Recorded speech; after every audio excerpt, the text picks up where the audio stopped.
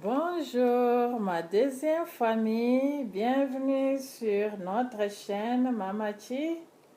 Et par la même occasion, je profite pour remercier à tout le monde qui se sont abonnés sur ma chaîne pour ne pas manquer l'information.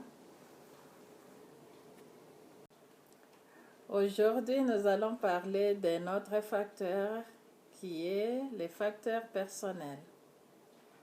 La fois passée, nous avons parlé des facteurs familiaux. Les facteurs personnels ont un impact positif sur la réussite scolaire. À titre le fait d'avoir développé des habiletés sociales, comme l'entraide et l'écoute, ça peut favoriser la réussite scolaire de nos enfants. Comment est-ce que l'entraide favorise la réussite scolaire? Il y a le soutien aux élèves en difficulté, ainsi que le maintien d'un climat positif scolaire. Quand on parle du soutien aux élèves en difficulté, nous sommes les premiers parents de nos enfants. Nous connaissons mieux nos enfants. Quand notre enfant commence l'école, nous devons dire la vérité à l'enseignant de notre enfant. Le comportement de notre enfant. Qu'est-ce que notre enfant aime? Qu'est-ce qu'il n'aime pas? Quel est son jouet préféré? Qu'est-ce qu'il aime manger? Tout ça, il faut donner cette information-là à l'enseignant. Quand notre enfant se fâche, comment est-ce qu'on le calme? Quand il pleure, comment est-ce qu'on le calme?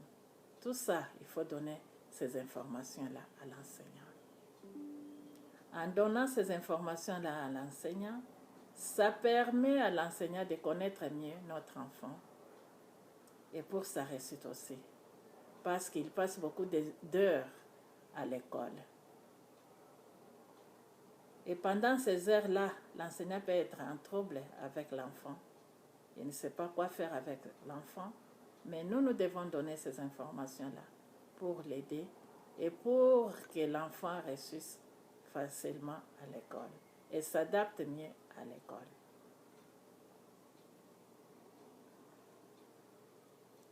Il y a aussi l'écoute. L'écoute favorise la réussite de nos enfants. C'est-à-dire, nous devons valoriser l'éducation et l'école. Participer et faire des suivis pédagogiques avec nos enfants. Encourager les études pour atteindre un bon retour.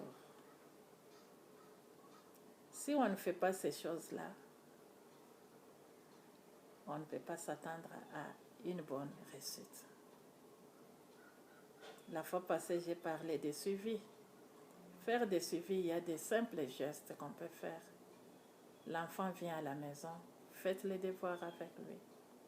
Vous lui demandez comment était sa journée, qui est son ami, qu'est-ce qu'il n'aime pas, est-ce qu'il aime son enseignant. Tout ça, il faut écouter et faire de nos enfants nos meilleurs amis. Quand vous faites toutes ces choses-là, l'enfant va voir que, oh, mes parents s'intéressent à moi. Et il va aussi s'intéresser aux études. Mais si l'enfant revient à la maison, personne n'est là, il arrive et il jette son sac, si c'est dans sa chambre, si c'est au salon, il ouvre ses games ou la télévision pour regarder, il entre dans le frigo pour chercher n'importe quoi pour manger. Tout ça, il rentre avec ses devoirs non faits à l'école, ça va décourager l'enfant à une bonne réussite. Il faut écouter nos enfants. Ce sont des personnes aussi. Ce n'est pas parce qu'on est parent, on doit toujours dire à nos enfants, faites ça, faites ça. Non, écoutez-le. Parlez avec ton enfant. Trouvez des compromis ensemble. Mettez-vous à son niveau. L'écoute là, c'est se mettre à son niveau. Lui parler. L'écouter, ce qu'il veut dire. Si on fait ces choses-là, nos enfants seront nos meilleurs amis.